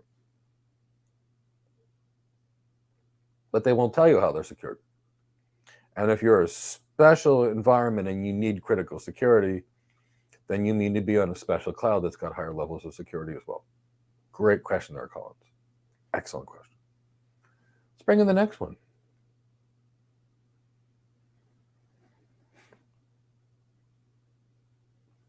Hey, Mike, as a cloud architect, do you think the CCNP or CCIE is a good idea, or is competence enough? Hakeem, I've gotten people hired with 0 certifications, but you've got to be competent. Now, you can have all the certifications in the world and not be competent, which is usually what occurs. So I like the CCNP for a cloud architect because it shows that you know some networking. I also like the CCIE because it shows that you know some networking. But here's the thing, if your job is to be an expert on designing, presenting, and selling, and you're getting a ton of tech certs, does it make you an expert at designing, presenting, and selling? The answer is no. And if you're going to do a CCIE, and look, I love the CCIE and I did it, I want you to understand what's going to go into the CCIE. About 50,000 pages of reading, $30,000 to $40,000 of training, and yes, it will look really good. And there you go. Your CCIE will raise your salary as an architect by $20,000. Woohoo. Now, by comparison, in that same 40,000 hours, $40,000 that you're going to spend, and all that time, if you got an MBA instead, you could raise your salary by $150,000. So, Hakeem, what are you trying to train? The low value skill, which is the tech, or the high value skill, which is your digital transformation capabilities? Remember, an architect is not a hands-on techie. We're not techies. We are digital transformation specialists. So if you put your time in business and digital transformation, your career will do this. If you focus your career on tech, your career is going to stagnate here. Because, as Daniel Goleman noticed 20 years ago, your IQ or your technical skills only gets you this far. To get above that, it's related to your emotional intelligence and your leadership and your soft skills and your executive presence and your business acumen and your leadership. So Hakeem, it's up to you. If you want to be more technical, that's fine. Go ahead and do it. I like it. But realize it's going to cost you career progression, it's going to cost you salary, and it's going to cost you upward mobility. In fact, Hakeem, as one of the original CCIEs, which I am, when I needed to be taken seriously as an architect, I mean really taken seriously, I pretended to know less and have more business acumen. And Hakeem, when I pretended to know less tech, I got close to a $100,000 raise that year because they saw me as an executive instead of a techie. So yes, I think the CCNP is good. And for a cloud architect, I like to see 2 certifications. Generally speaking, I like the CCNP, and generally speaking, I like one of the 3. The Azure Solutions Architect Expert, the AWS Certified Solution Architect Professional, as well as the Google Professional Cloud Architect, one of them. And then I typically like to see a networking and data center side, and I like the CCNP. I love the CCIE too. I view the CCIE as an entry-level certification. And here's why I view it as entry-level. When I did the CCNA, which is very junior level, I thought I knew networking. When I did the CCNP, I realized networking was bigger than I thought, but I still thought I knew it. When I finished the CCIE back when it was a 2-day exam, a really miserable exam in those days, I realized that I only scratched the surface on networking. I then knew how much I didn't know. And then I spent 25 years trying to learn the networking. So the CCIE is a great entry-level certification as far as I'm concerned. Wonderful, the best. And if your goal is to be more of a technical architect, which is more of an engineer, I strongly recommend it. But if your goal is to be a good, competent, high-paid architect, it's not how techy you are. It's how much of a leader you are. It's how much of a business executive is. So you got to figure out which problem you're solving. So many years ago, Pepsi hired a bunch of world-class competitive athletes. They used Michael Jackson at the time that he was king of pop, and they promoted an aggressive marketing campaign with their competitive athletes and their sales reps. And they went from a nobody to crushing Coca-Cola, crushing them. So then Coca-Cola said, we have an idea. We're going to change our flavor to look like Pepsi. They called it New Coke. So then here's what happened. Pepsi continued to gain market share, and Coke now lost more and more market share. Ultimately, what Coke did is it cost them so much, they reverted to the old Coke because they solved the wrong problem. The problem wasn't the flavor of Coke. The problem was the marketing strategy employed by Pepsi was better. They hired competitive athletes that'll fight to win. They hired the world's biggest celebrities to make commercials. And that was what was driving the sales. So then Coke had to go reformulate, go back to it because they solved the wrong problem. Most people try to solve the problem in the architecture career the wrong way.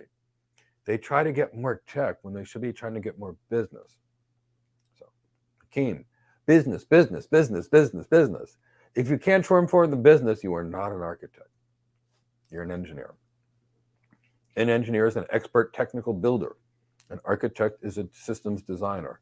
What do you want to be? But it's a good question. Obviously, you can tell I'm passionate about people getting to their goals. And you've got to be perfect for your job to ultimately get to your long-term goals.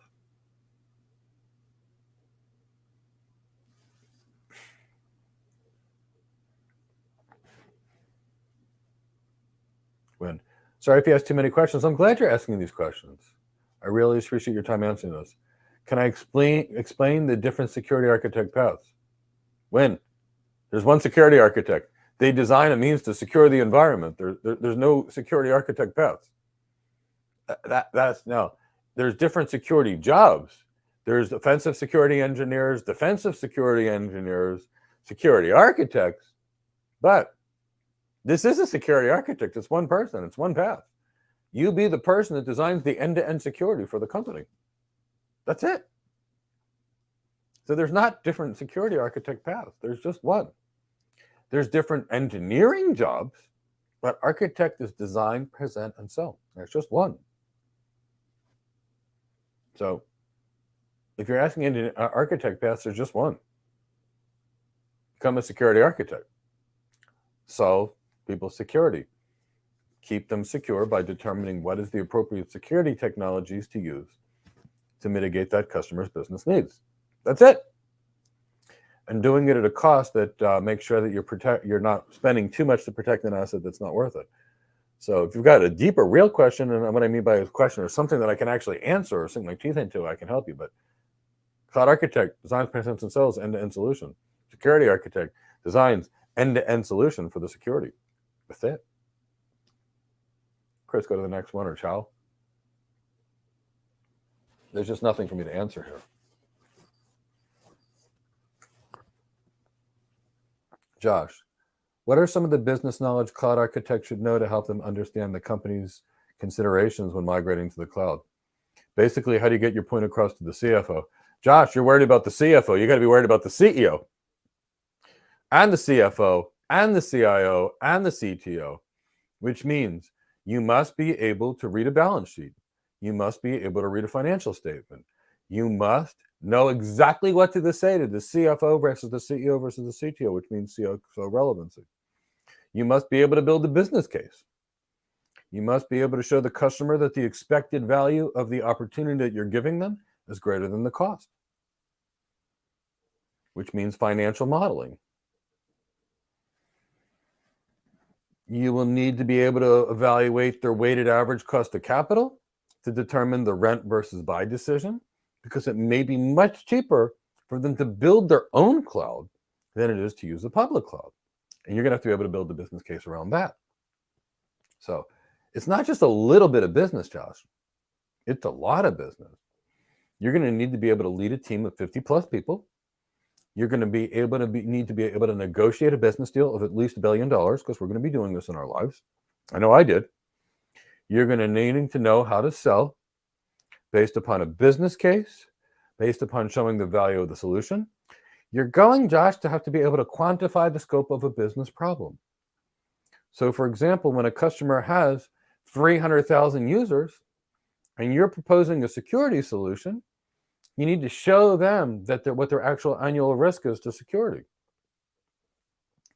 By quantifying, what happens in a breach, quantifying brand damage, quantifying the cost to notify people, quantifying the cost, for example, to provide credit monitoring services. And from that level that you can show the company the security risk that they're associated, then you can build a business case and a return on investment capital model to show them. But the customer is going to tell you their goals. You need to understand, if they say increase revenue, how do you do that? What are your tricks? If they say they want to improve employee productivity, how do you do that? If they've got a supply chain issues, what are your triggers to improve the supply chain? These are the kind of financial things that you need to know, and this is not an exhaustive list. In addition to that, you're going to have to know how to write for an executive, which is very different than when you write for a manager, which is very different than the way you write for a technology professional.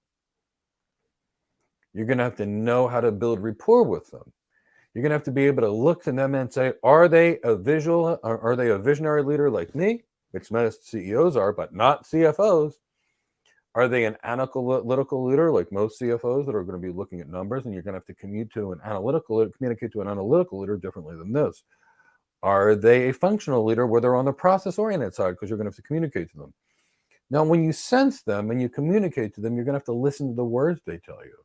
Are they visual, auditory, and kinesthetic? And then you're going to dive into that level of communication. Now, in most cases, when you're dealing with money, you're going to have to create budget because they don't have it. And you're going to have to create the budget with your business case. But of course, you're going to have to be able to comment intelligently on macroeconomic and microeconomic conditions intelligently. And you can't just watch the news. You're going to have to understand, be able to really see what's going on and predict the future. You're going to need to understand what's going on in financial markets. And you're going to need to intelligently comment when they ask you questions. Those are just a smidgen of the business things that you need to know that we teach in our program as a solution architect. Just a smidgen. You're also going to be leading large teams of people upwards in a proof of concepts. You're going to need to know that. You're also going to have to go back to your own company and sell your management team to give you 20, 30, 40, 50 people to do these proof of concepts. You're also going to have to present at industry conferences, write thought leadership documents, and all of this is related to your CXO relevancy, your executive presence, and actually you're going to need to have some executive presence training as well, because if you talk about moving to the cloud is great because it takes you from capital expenses to operational expenses, you'll get laughed out of the room and your replacement will thank you. Because first, it might be incorrect.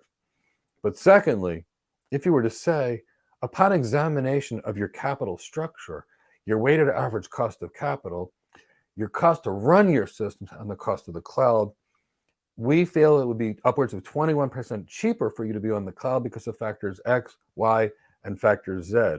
Additionally, by migrating to the cloud, your business will have a level of business agility, which will enable you to do this, this, and this better, faster, and cheaper than ever before, which can improve your revenue by X, Y, Z%.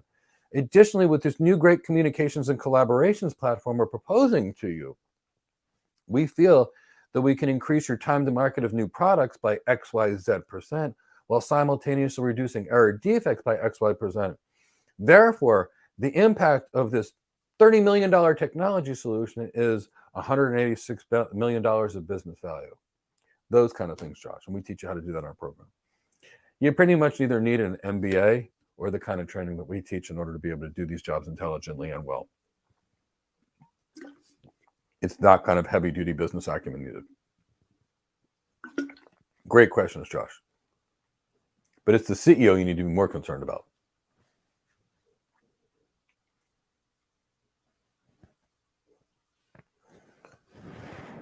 S. Popov, not 70 side. Mike, you spread such positive energy. Can you walk us through the Cloud Engineer program? What's inside? How much time are we supposed to invest in the program? Thanks, Stefan. So, Stefan, I'm not going to give you too much insight into our program, and here's the reason. There's many things in our program that are there intensely that we don't explain why. And, our competition tries to reverse engineer what we do every day. They always get it wrong. They steal my words. I make a social media post, and 2 days later, I can see it on other people's things.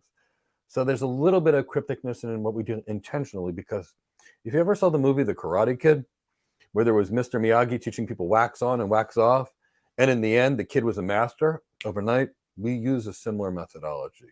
So keep that in the back of your mind. But what we do is following is we will teach you all the things you need to know, whether that be BGP, OSPF, IP addressing, subnetting, or supernetting, because we cover it all. Whether it be switching technologies such as VLANs, VLAN tagging, VLAN trunking, link aggregation, group spanning tree, rapid spanning tree, etc. We've covered all this so far.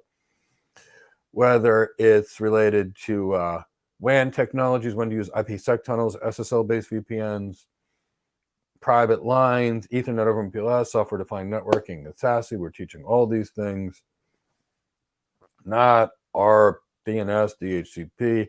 We're teaching people, and our students are working with real server virtualization and container orchestration and file storage. We teach all the other storage environments, the network and storage area networks such as block storage, object storage, and how to get around the poor performance of these. We teach relational databases, NoSQL databases in this program. We teach security and security architectures and demilitarized zone design, how to use your packet filters, etc., how to design an end-to-end security environment. Then, because we're dealing with cloud engineers, we teach Linux and Linux engineering because it's critical for the cloud engineer, not the architect, but for the cloud engineer. We teach our students how to write Bash shell scripts. We teach our students how to write Python scripts. We teach our students Terraform. We teach our students multi-cloud networking. And then we do labs. We do some labs on AWS, labs on Azure. And of course, everybody in our program builds their own cloud. You know, when someone says I set up an S3 bucket, it's kind of a joke. But my students in my engineering and architect program say we built the cloud. So my students will actually build Active Directory servers and real file servers the hard way in our data center. And they'll build firewalls and VPN concentrators. And our students will set up the Linux, Apache, MySQL, PHP stack in there.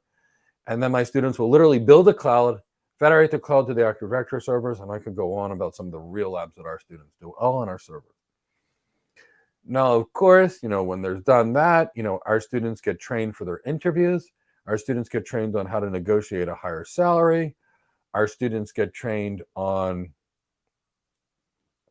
emotional intelligence, sales skills, leadership skills, executive presence, emotional intelligence, because it makes my students do better on an interview.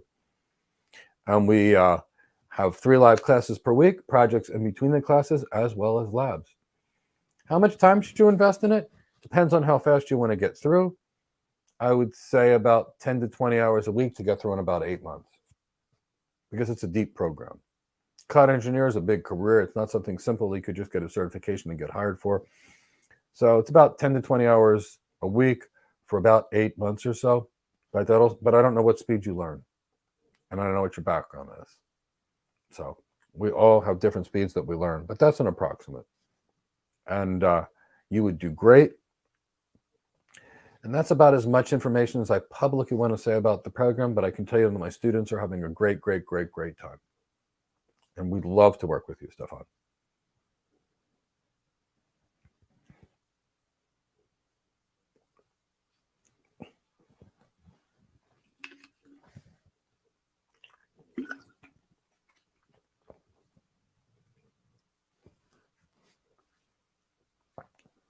John, thanks for this session, Mike. You have no work experience in tech, but you have 2 AWS certifications.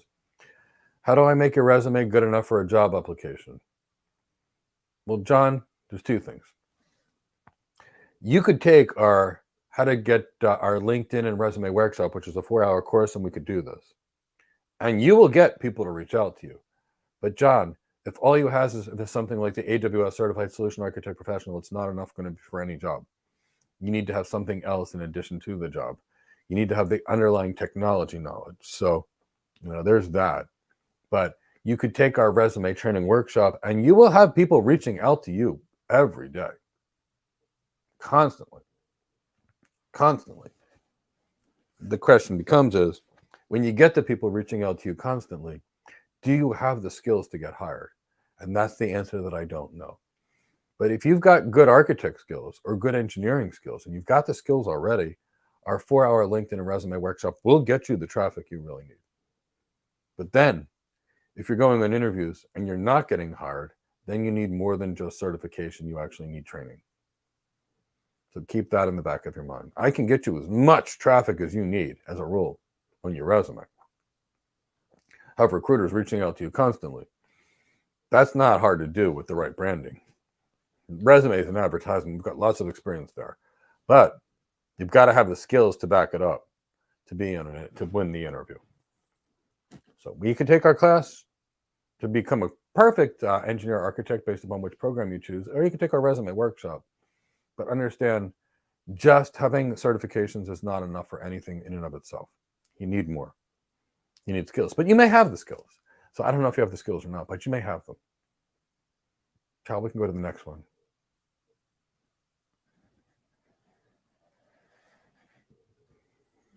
Nate Robinson, loving the Q&A so far. You have a bit of concerns regarding your future job. You've been wondering if I am a good fit for cloud architect or cloud engineer. Can I orient you? Nate, what do you want to do? There's no such thing that's a good fit. What do you want to do? That's the only good fit. Nate, do you want to be in front of customers and talk, design, present, and sell? Then you're a good fit to be an architect. Or do you want to be a hands-on techie and code and configure all day long? Then you're an engineer. Architects don't touch the tech. We design, present, and sell. We're executives that walk to our customers, ask them about their business, design a solution for them, present it back to them, and sell it to them. That's all we do as architects. We don't touch the tech.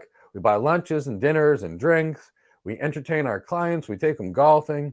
We ask 1,000,001 questions. We build teams, and we design, and we respond to documents. That's what we do. Architect is document writing, presenting, and selling. Cloud engineer, all day long, hands-on tech. Implement things, configure things, code things, script things. They're just so...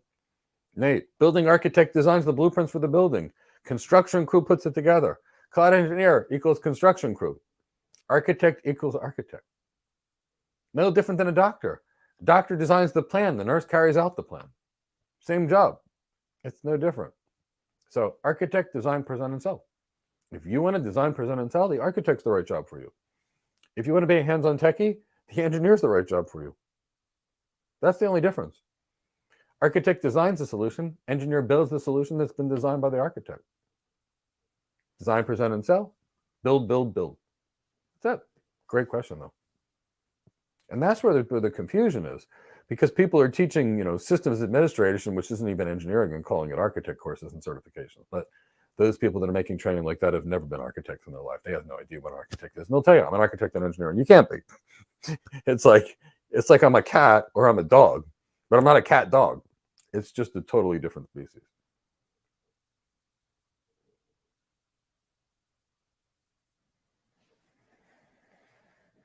Okay, Chow, if you can go to the next one.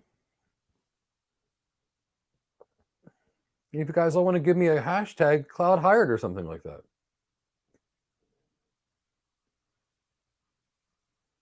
Pavan, can you learn architecture first and then engineering to have better opportunities in the market initially to land a job?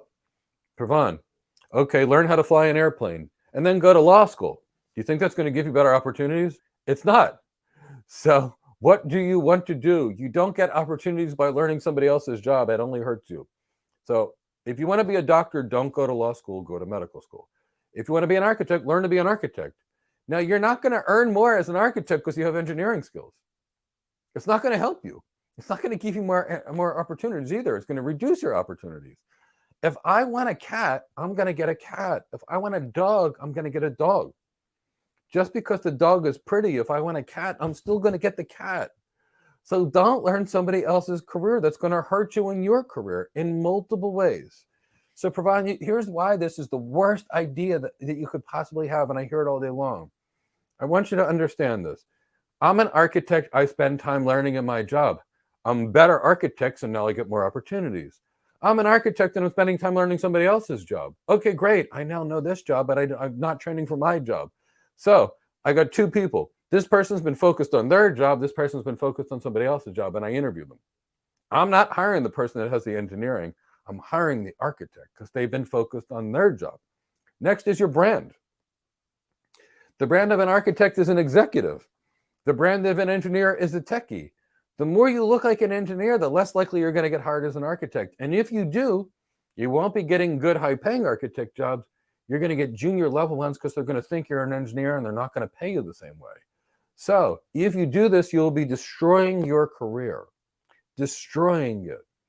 So I don't go to a doctor that became an airplane pilot. I go to a doctor that went to med school.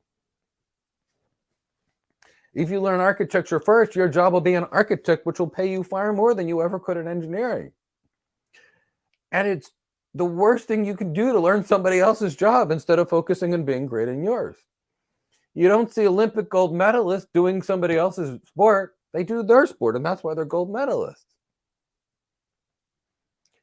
You don't see McLaren Motors making a station wagon for you to take your groceries back and forth to the store. They got a special brand. You don't see Ferrari out there making little family cars. They make performance cars, and they're known for it, and that's why they can charge what they charge for. So what would you like to be? Do you want to be a $250,000 or $300,000 or a $400,000 or $5,000, $100,000 a year architect? Or do you want to be a $100,000 architect that studied engineering? The choice is yours. How you build your brand. You can have that Ferrari brand, or you can be like that cheap little car that you buy when you're poor. You can be either or, and I bought that cheap little car when you're poor. Trust me, I bought it myself and lived in it. I grew up very poor, which is why I'm working hard to try to keep you not from being poor, to try and show you poverty and wealth. And that's by focusing on your job and let everybody else do their job, but not you. Be the best at your career.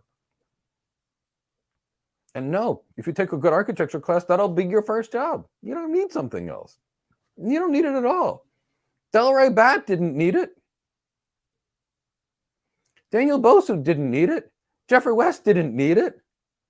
Ivan Tamba didn't need it. Coyote didn't need it. They're all happy and having a great time. You don't need it either.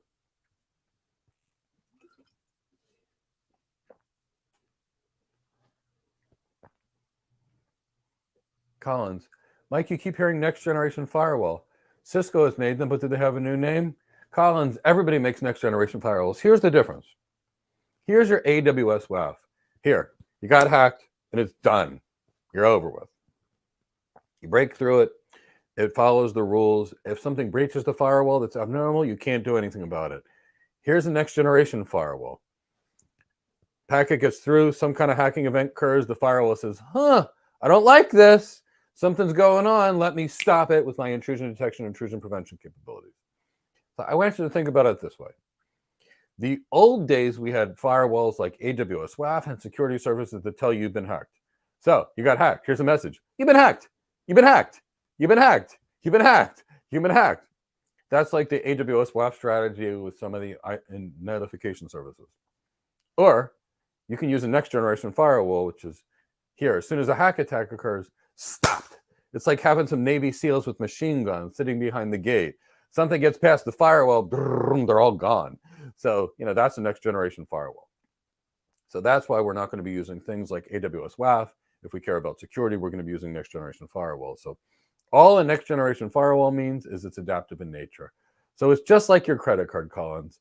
If you are in, say, Palm Beach, Florida, like I am for the most part, and then you go from Palm Beach to London, to Dubai, to Sydney, to Brisbane, to Cape Town, to London, to Paris, and to Athens in a 5-day period, and you spend $10,000 in each, your credit card company is going to shut off your credit card and they're going to call you and say, did you mean to do this or is it fraud?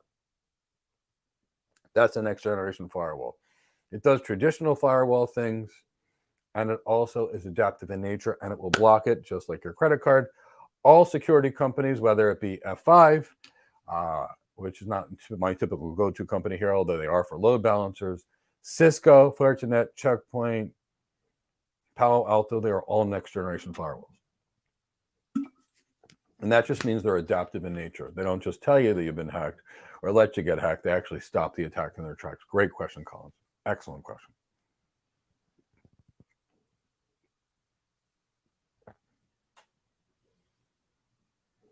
As a cloud architect, what happens if you don't meet a customer in a week or two? Will you still be relevant? Yeah, sure. There's times where you're going to meet with no customers.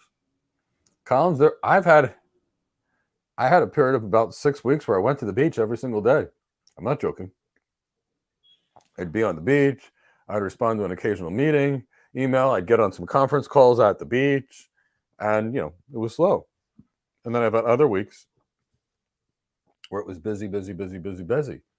So it's like any other job. Go with the flow. Do your job. It's the best job I've ever had. Chris, you can go to the next one.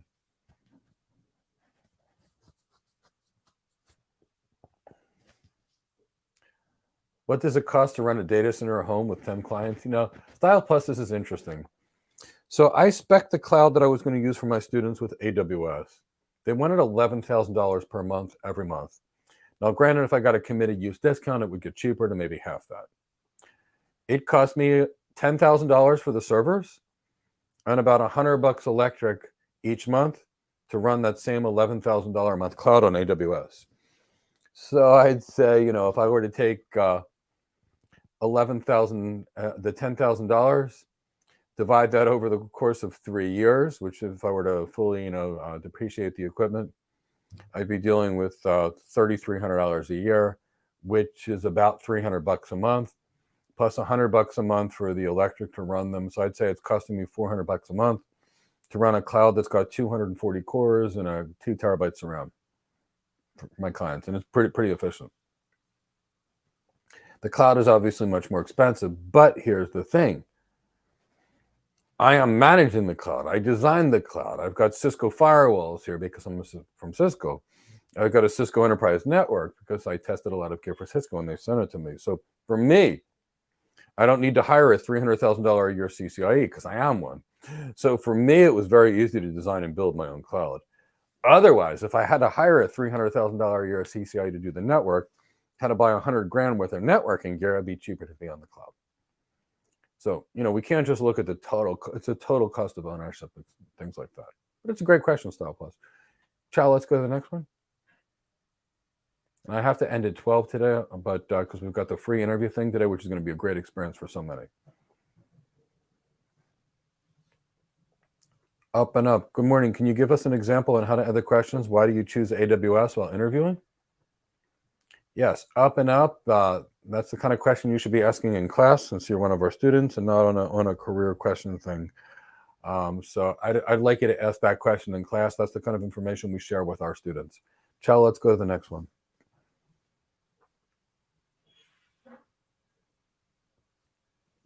Here's a good question. What's the difference between a cloud architect and an enterprise architect? In practicality, nothing. Here's the main difference.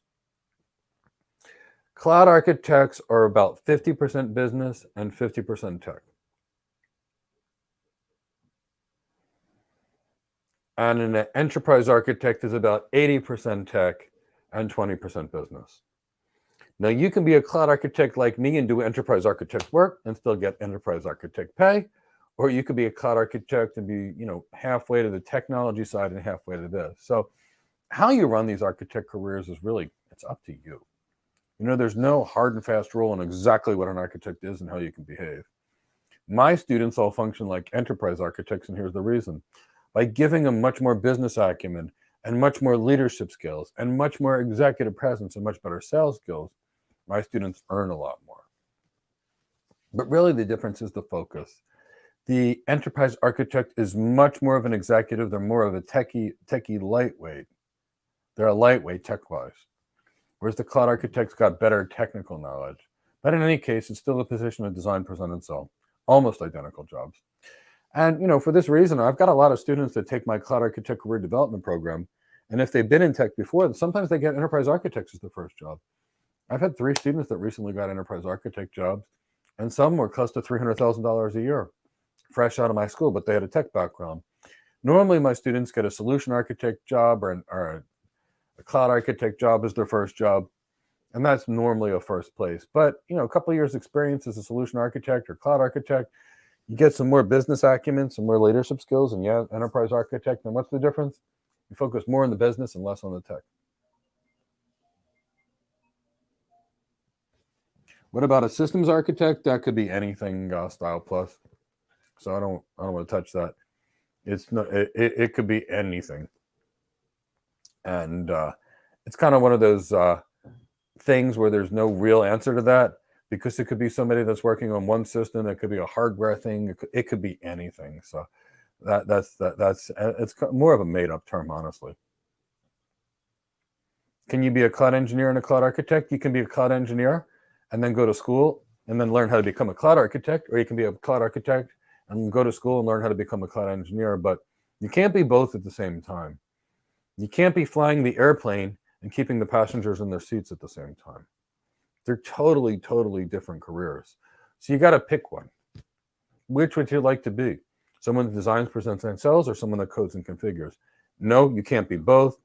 A company wants a expert digital transformation specialist to be an architect, and they want a techie to be an engineer. If you try to be both, you'll fail at both. You'll end up being an engineer, and you'll stay an engineer. And that's okay if you want to do engineering, but you can't be both. No. You can work as a cloud engineer now, and then after 5 years later, you can go to school and learn how to be an architect and be a cloud architect, because the skills aren't the same. They're like exact opposite careers. So you can do one and then become another, or you can just become the cloud architect if you want, or the cloud engineer you want. But they're two different jobs, and you can't do both at the same time. I tried. I almost got fired. Mary Kay, I need you to understand this. Go out tonight and look at the sun, moon, and the stars. Just look at them. Look at the whole sky. As the architect, you need to see the whole sky. Now tonight, take out a binoculars or a telescope and zoom in on the moon. Notice what you'll see, part of the moon. That's what the engineer does. But what you see is the sky.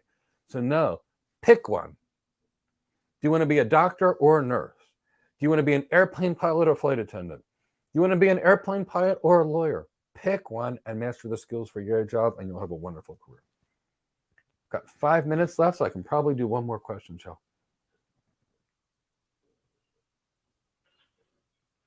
As a cloud architect, can you work strictly remote? Not usually.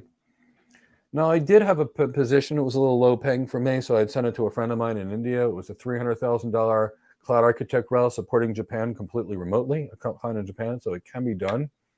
Now, having said that, and my days are much more of the executive architect where I have more fun, it's very rare.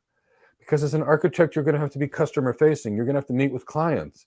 You're going to have to sell clients and present to them. And we can do some of that remote, but when you're dealing with $1 billion solution, that CEO is going to want to look you in the eye. And Zoom or Teams or WebEx is not going to be good enough. So no, we architects are remote, and I've worked remotely now for 20 years, but I've always gone to customer sites and talked to them. John, I might even be able to do one more. Make sure it's a career one and not a tech question, because this is a career time though.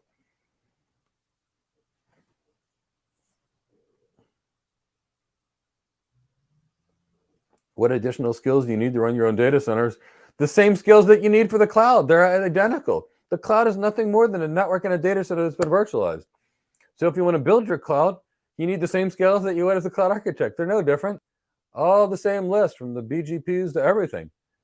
Data center architect, cloud architect, same thing. Nothing's different. Nothing's different. So, Chow, I might be able to ask one more. Let's stay away from the tech and let's deal with the careers, please, Chow. Okay, if there's no more, then let's do this. So, I hope we've been able to give you some information. Let me give you some things to remind you. Today, in 1 hour, we're going to do some free cloud architect, solution architect, cloud engineer interview training. And I will be interviewing people from all over the world and across various communities. You will see, if you're ready, you'll see what a real cloud architect interview is like, or a real cloud engineer interview is like. I will interview people. I will provide feedback. You will be a great learning lesson, and you will get to learn what your competition is. If you've ever read The Art of War, you'll know that if you know yourself and you know your enemy, you'll always be victorious. If you know yourself but not your enemy, for every win there'll be one loss. Know your enemy but not know yourself, for every win there'll be one loss. Unfortunately, most people don't know themselves, and they don't know their enemy, and they lose. And I want you to win. So come, you'll learn what the interview is like. See the feedback that I give. Normally I charge $400 or $500 an hour just to talk to somebody like this for an hour. See the feedback. Learn your competition and learn yourself. So you can know yourself, know your enemy, and always be victorious. Join us today. If you want to be a cloud engineer, do not miss our 35% off flash sale. It's going to go away in a flash. We did it to see if you want to get your first cloud engineer job, and I wanted to give you a short, quick bonus inexpensive price to do it. So you've got until Sunday to get on the flash sale. Otherwise, it's gone like that in a flash. And then lastly, if you want to make sure recruiters reach out to you every day to try and hire you, join our LinkedIn and resume workshop. Everybody, if you can give me a hashtag cloud hired and a hashtag for the career you want, cloud architect, solution architect, cloud engineer, will end on that. So cloud hired, everybody. Cloud hired, Copine. Cloud hired, Alexander. Eddie Patrick, cloud hired. Good to see you. Collins, cloud hired. Mashaba, cloud hired. Nate Robinson, you're more than welcome. Thanks for coming today. Hand of God, cloud hired. Good to see you. Abigail Marks, good to see you. Cloud hired. I hope Noni's doing well this morning as well. Style Plus, you fell in love with our channel. We're in love with having you here, and thanks for being here and keep asking questions. Collins, cloud hired. Absolutely wonderful. Alonzo, cloud hired. Yes, you are cloud hired, Alonzo. Mishaba, love this channel. Mishaba, we love you being here. Thanks for coming in from South Africa. Hope it's not too cold today. Mr. Bessamtown over there in Georgia, good to see you. LM, cloud hired. Brandon, cloud hired. Brendan, cloud hired. Wonderful to see you. And Mr. G, cloud hired. So it's been wonderful, wonderful, wonderful spending the morning with you, afternoon or evening, based upon where you're at in the world. Join us back in an hour. Join us back in an hour, and you'll have a wonderful experience. So take care, everyone.